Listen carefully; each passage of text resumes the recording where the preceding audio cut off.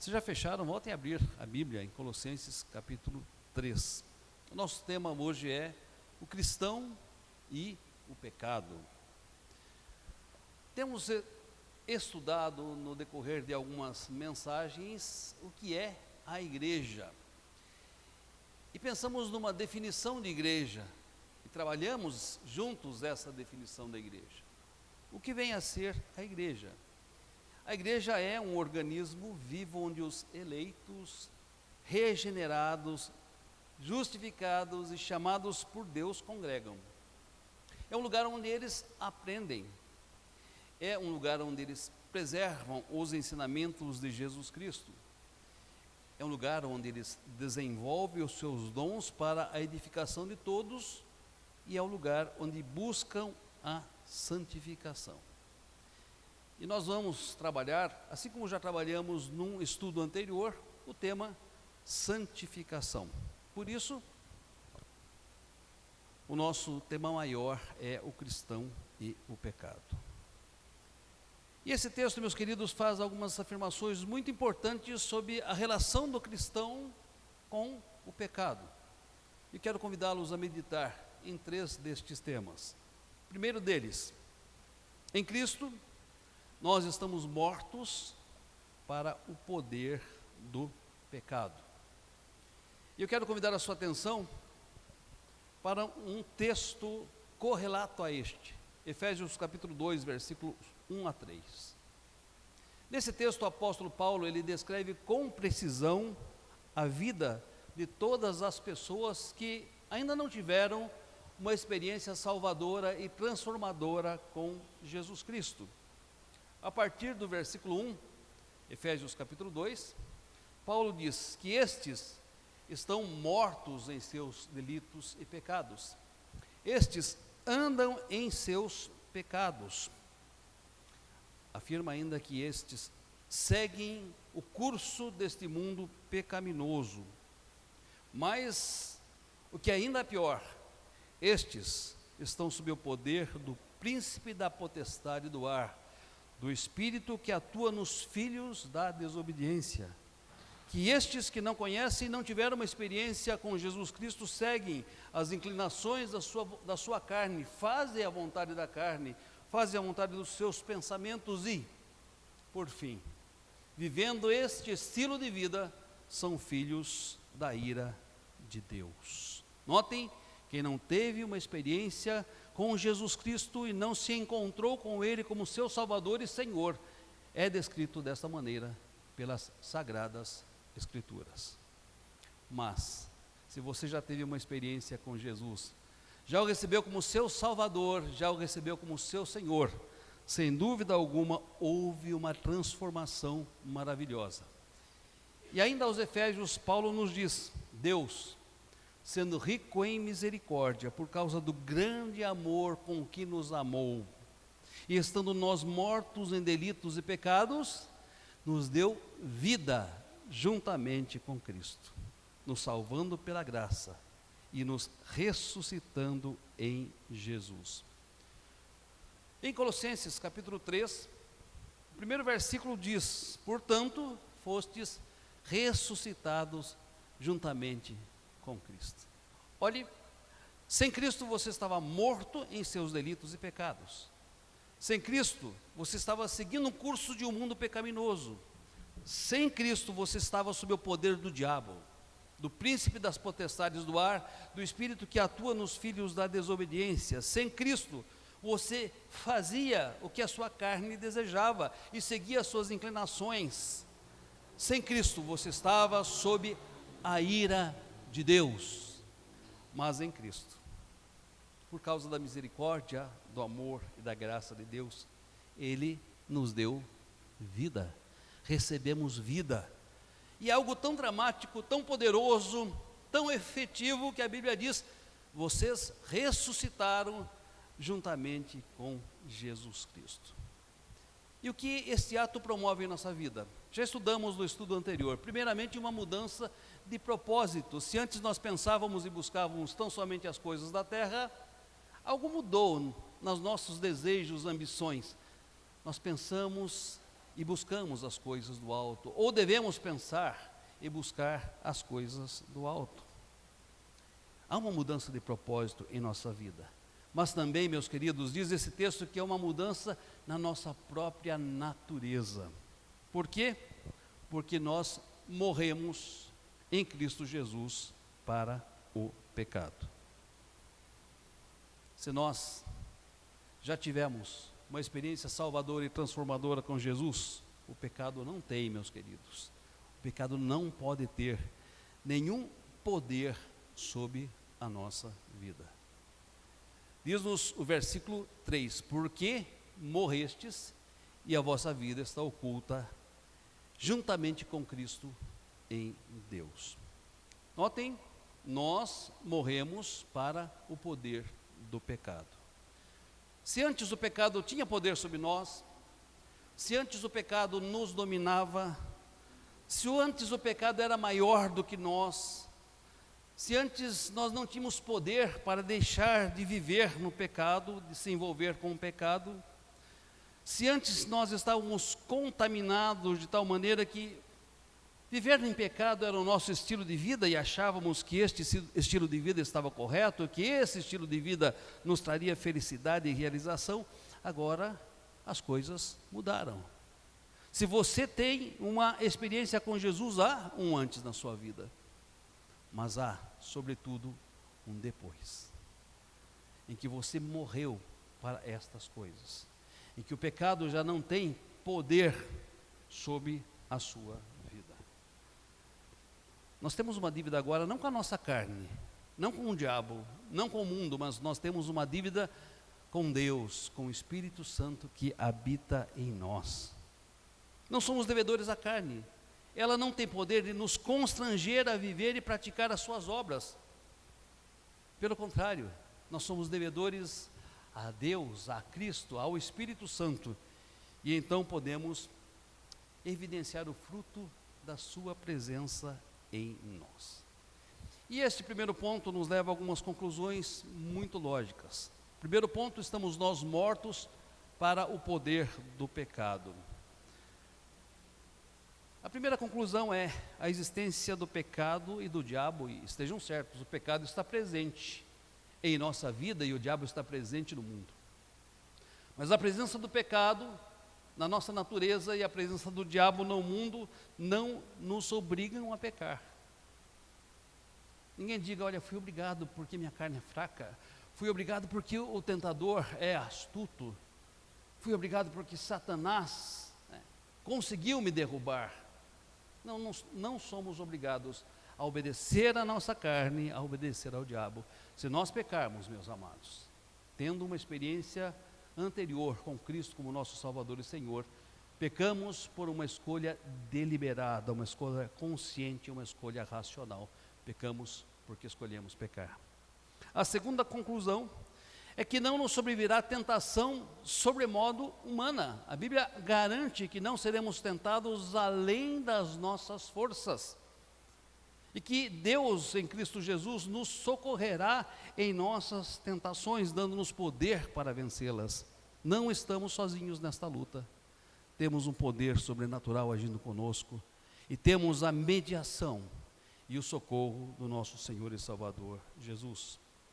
Uma terceira conclusão: embora tenhamos ressuscitado para uma nova vida, há ainda resquícios da nossa natureza pecaminosa. Há resquícios da nossa natureza pecaminosa. Ainda temos a carne que nos inclina para o pecado, ainda temos o mundo que nos atrai, ainda temos o diabo que tenta nos seduzir. Mas nada disso, preste atenção, nada disso tem mais poder do que o Espírito Santo. Se eu e vocês buscarmos andar nele, se eu e vocês buscarmos ser cheios dele. Primeiro ponto, eu e vocês como cristãos estamos mortos para o poder do pecado. Mas esse texto ensina-nos algo mais. Eu e vocês em Cristo Jesus precisamos morrer para a presença do pecado. Olha que interessante. Eu e vocês precisamos morrer para a presença do pecado. Como disse, há resquícios da nossa velha natureza em nós. Há inclinações da nossa carne que nos convidam a pecar. Há uma pressão imensa do mundo que nos convida a se conformar a ele. Há uma ação constante, diuturna do diabo que procura nos atrair, nos seduzir e nos derrubar. Podemos, meus amados, salvos por Cristo, continuar pensando sim nas coisas desta terra e buscando as coisas desta terra. Podemos continuar satisfazendo sim a nossa natureza terrena. Paulo aos Gálatas afirma o seguinte, prestem atenção: a carne guerreia contra o espírito, e o espírito guerreia contra a carne. Por quê? Porque são opostos entre si. Notem, nós estamos ainda nesta carne, e a carne guerreia contra o espírito, e o espírito guerreia contra a carne, porque os dois não são compatíveis, os dois são opostos entre si. E porque o Espírito Santo empreende uma guerra interna contra a nossa carne, para que, notem, não façamos aquilo que porventura seja do nosso querer. Gálatas 4,17. Então, o Espírito Santo está em nós e está empreendendo uma guerra contra a nossa carne, para que a nossa carne não prevaleça, para que nós não façamos porventura aquilo que é do nosso querer, ou não satisfaçamos os nossos apetites. Mas essa guerra não é só do Espírito Santo, ela é minha, ela é sua também.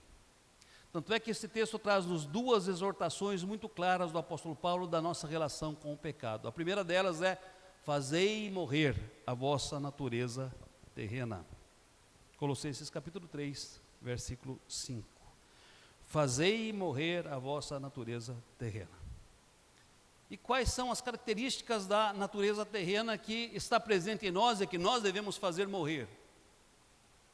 Paulo, ele enumera algumas características da nossa natureza terrena: prostituição, impureza, paixão lasciva, desejo maligno e a idolatria da avareza. Ainda no versículo 5, ele faz estas afirmações. Há um texto correlato lá em 1 João 2,16 que diz que estas coisas se constituem na concupiscência da carne, na concupiscência dos olhos e na soberba da vida. A palavra concupiscência significa anelo ou domínio dos prazeres sensuais. E nesse primeiro bloco de coisas que nós devemos fazer morrer, Paulo está exortando-nos contra as nossas maiores tentações. A tentação do sexo, a tentação do poder, a tentação do dinheiro. Notem que nós vivemos numa sociedade, meus amados, permissiva, lasciva, movida à sensualidade. A filosofia dos nossos dias é: viva os prazeres no dia de hoje, aproveite o dia de hoje. Os seus prazeres devem ser desfrutados aqui e agora. Os apelos aos nossos olhos, à nossa carne e à soberba da vida são constantes. E estas coisas, meus queridos, não precisam se transformar em ações para que elas se tornem pecado em nossa vida. Se em nosso coração nós formos vencidos, meus amados, pela prostituição, pela impureza, pela paixão lasciva, pelo desejo maligno, pela avareza que é a idolatria, certamente estaremos pecando contra Deus. Certamente estaremos alimentando a nossa natureza terrena. E se nós a alimentamos no nosso coração, mais cedo ou mais tarde ela brotará nas nossas atitudes. E é melhor, diz o texto, não alimentar a nossa natureza terrena. Diz o texto que devemos fazê-la ao contrário, fazê-la morrer. E Paulo então usa uma outra linguagem dizendo: despojai-vos, retirai de vós, vos desfaçais do quê? Ira, indignação, maldade, maledicência, linguagem obscena em vosso falar e da mentira. Colossenses capítulo 3, versículo 8. Estas coisas, meus amados, elas nos afetam com certeza. Se eu escolher viver irado, indignado, se eu agasalhar e alimentar a maldade no meu coração, se eu viver alimentando a maledicência, e se eu me permitir uma linguagem obscena, e se eu me envolver com a mentira, certamente eu serei afetado por isto, e afetado grandemente. Mas eu afetarei também as pessoas que estarão comigo, as pessoas que conviverão comigo, as pessoas que se relacionarão comigo. Essas coisas são como vestes mortuárias, que já não combinam mais com a nossa vida, porque somos novas criaturas. São vestes mortuárias das quais nós devemos nos desatar, para que assim, e tão somente assim, possamos experimentar uma vida abundante na presença de Deus. Notem, como estudamos no primeiro item, no primeiro ponto desta mensagem, nossa união com Cristo já nos deu o poder para vencer o pecado. O pecado não pode ser maior do que Deus, do que aquilo que Deus já realizou em nós. Mas ainda há a presença do diabo, do mundo e do pecado. E através de Cristo, nós precisamos morrer para a presença do pecado. Por isso, fazei morrer, despojai-vos da vossa velha natureza. Algumas conclusões são lógicas neste segundo ponto. Ressuscitados em Cristo, eu e vocês, devemos morrer para o pecado. Olha que interessante, estávamos mortos em nossos delitos e pecados, fomos ressuscitados em Cristo, agora ressuscitados em Cristo devemos morrer para o pecado, para a nossa velha natureza. Uma segunda conclusão, meus irmãos, para que em nenhum momento sejamos vencidos pela carne, e tome cuidado com a carne, tomemos cuidado com a carne, para que em nenhum momento sejamos vencidos pela carne. A solução já nos é dada na Bíblia: andai no Espírito e sede plenos do Espírito, porque se eu e vocês andarmos no Espírito e formos plenos do Espírito, nós não satisfaremos os desejos da nossa carne. E uma terceira conclusão neste segundo ponto: seremos tentados, mas precisamos buscar em meio às nossas tentações aquele que é poderoso para ministrar socorro e graça, aquele que é poderoso para nos dar livramento. Terceira e última realidade que esse texto nos aponta no nosso relacionamento com o pecado, o cristão e o pecado.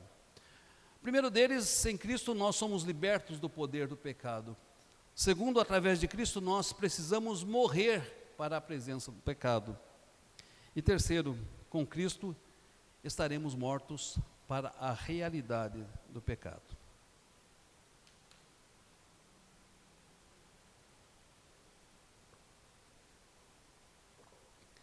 Um seriado televisivo, talvez muitos tenham assistido, chamado The Walking Dead. Ele narra a história de um vírus.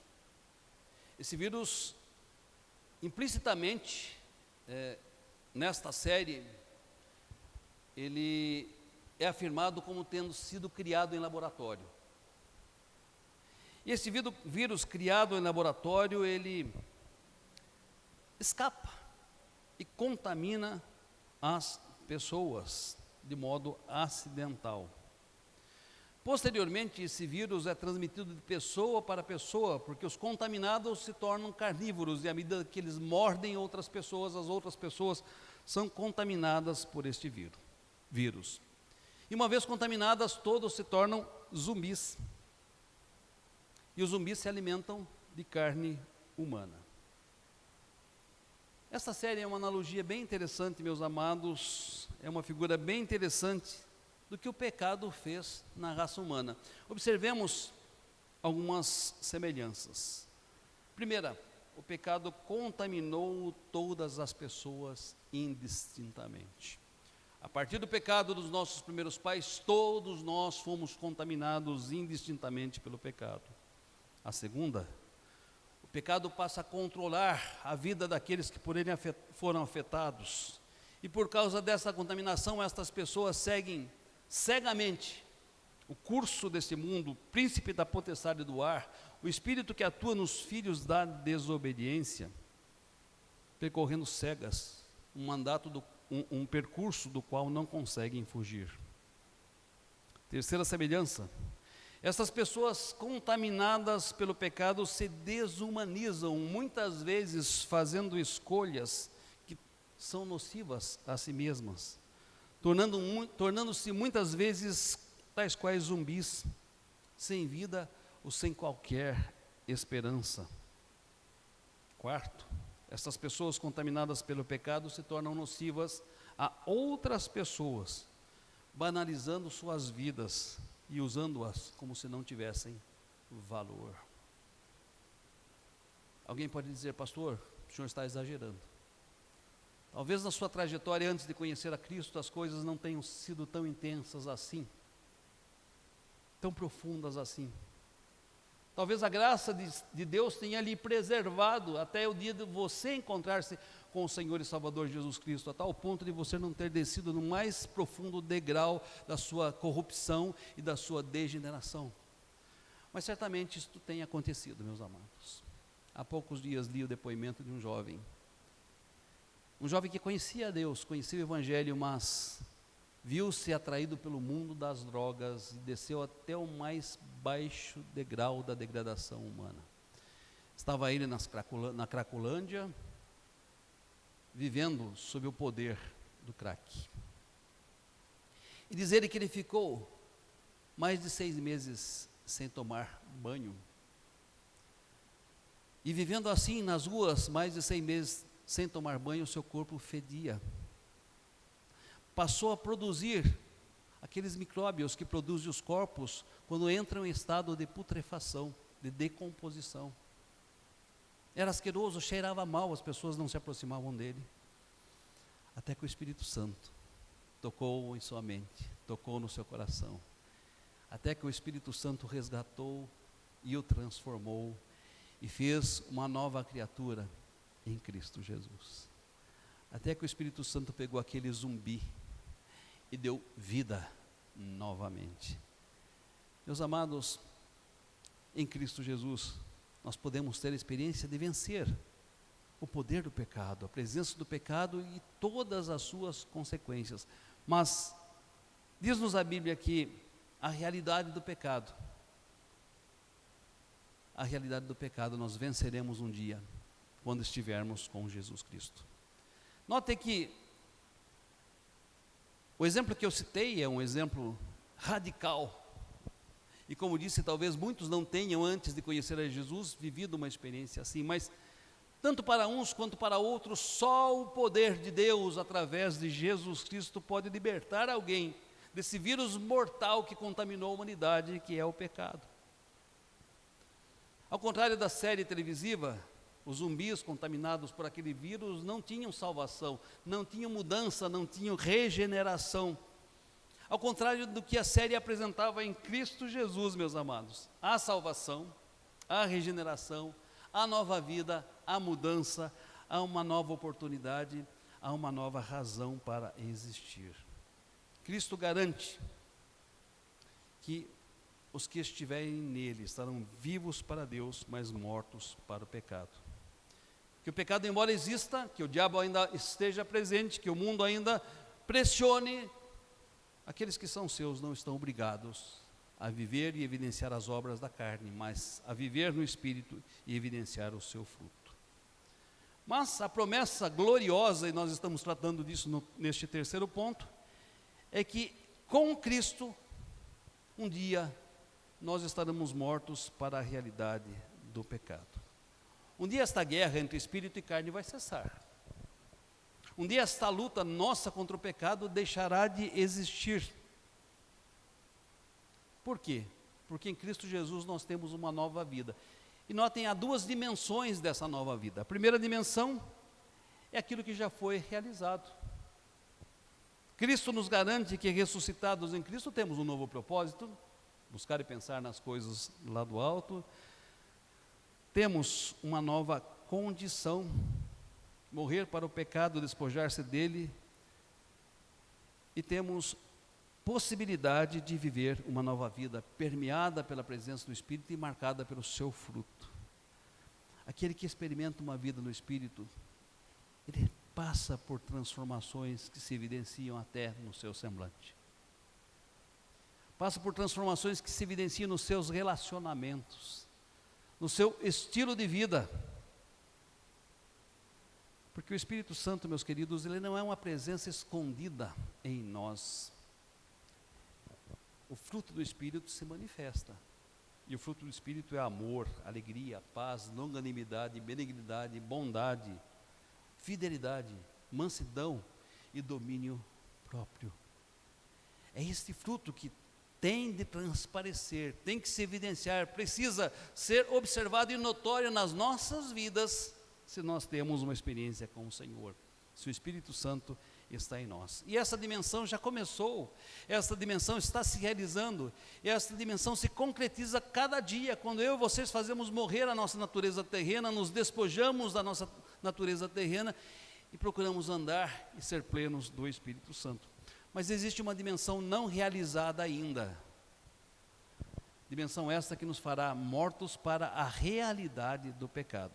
Notem o que a Bíblia diz neste texto, em outros textos correlatos. A nossa vida, diz o versículo 3 e 4 do texto que nós lemos, a nossa vida está oculta juntamente com Cristo em Deus.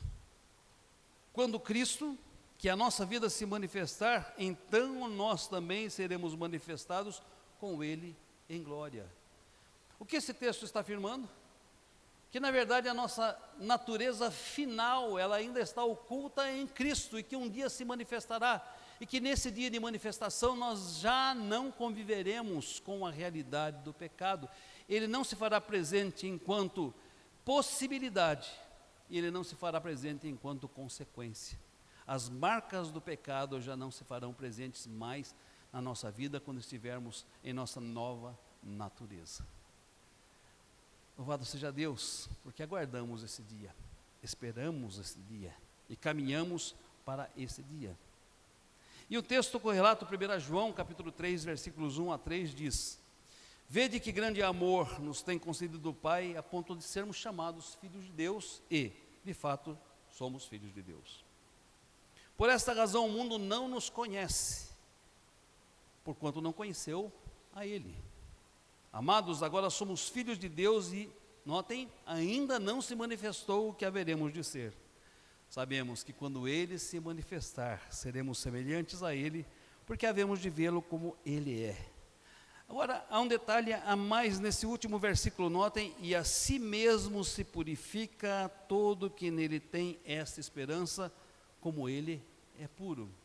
O que o apóstolo João está dizendo? Que aquilo que nós pensamos sobre o nosso futuro, que aquilo que nós cremos sobre o nosso futuro, que aquilo que nós esperamos para o nosso futuro, muda o nosso presente. É capaz de nos fazer, nos purificar. É capaz de nos fazer morrer a nossa natureza. É capaz de nos fazer, nos despojarmos da nossa velha natureza. Por quê? Porque sabemos que um dia estaremos em uma situação incomparavelmente melhor, numa situação totalmente diferente, numa situação gloriosa e plena na presença de Deus. Concluindo, que relação eu e vocês temos tido com o pecado? Temos praticado o pecado sem sequer nos sentirmos constrangidos?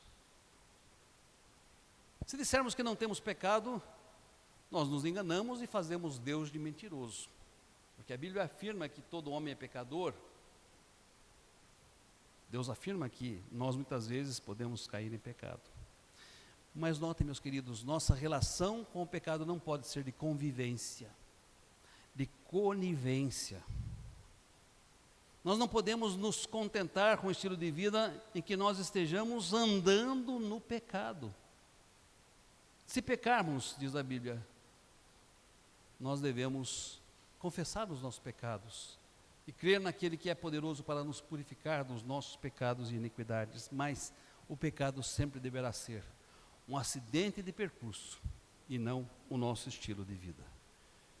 Se você já tem a experiência de encontrar-se com Jesus como seu Salvador e Senhor, pense nas coisas que são lá do alto, busque as coisas que são lá do alto, e não as que são aqui da face da terra. Faça morrer a sua natureza terrena, despoje-se da sua natureza terrena, viva um estilo de vida semelhante ao de Jesus Cristo, porque um dia seremos como Ele é, o dia que estivermos face a face com o Senhor.